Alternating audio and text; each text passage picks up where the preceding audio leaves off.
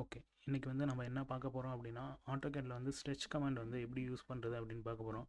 இப்போ பார்த்தீங்க அப்படின்னா இதில் வந்து ஒரு சின்னதாக ஒரு ரூம் மாதிரி ஒரு செட்டப் அரேஞ்ச்மெண்ட் இருக்குது. இப்போ இதில் வந்து நம்ம வந்து இந்த டோர் ஓப்பனிங் வந்து 1 ஃபீட் வந்து ப்ளஸ் இங்கே 3 ஃபீட்டில் வந்து ஒரு 1 ஃபீட் வந்து இன்க்ரீஸ் பண்ணணும். இங்கே 2.6 ஃபீட்டில் வந்து 1 ஃபீட் வந்து இன்க்ரீஸ் பண்ணணும். ஸோ அதுக்கு என்ன பண்ணுறோம் அப்படின்னா, நான் ஸ்ட்ரெச் கமாண்ட் கொடுத்துக்கிட்டேன். STRE ஸ்ட்ரெச்னு ஃபுல்லாக கமெண்ட் கொடுத்துட்டு நான் இதை செலக்ட் பண்ணுறேன். பார்த்திங்க அப்படின்னா இந்த க்ரீன் விண்டோ ஸ்ட்ரெச்சில் வந்து எப்போவுமே க்ரீன் விண்டோ தான் யூஸ் பண்ணணும்.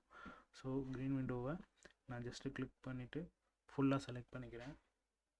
செலக்ட் பண்ணிவிட்டு என்டர் கொடுத்துட்டு நான் ஒரு பாயிண்ட்டை பிக் பண்ணிவிட்டு ஸோ எவ்வளோ ஸ்ட்ரெச் பண்ணணுமோ அந்த வேல்யூ கொடுக்கணும். எனக்கு இப்போ வந்து 1 ஃபீட் கொடுக்கணும்.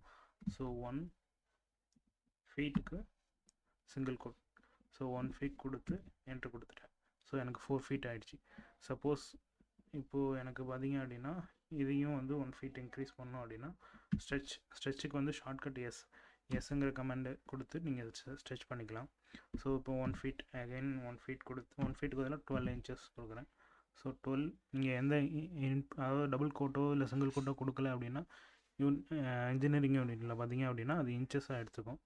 ஸோ இப்போ 3 ஃபீட் ஆகிடுச்சு.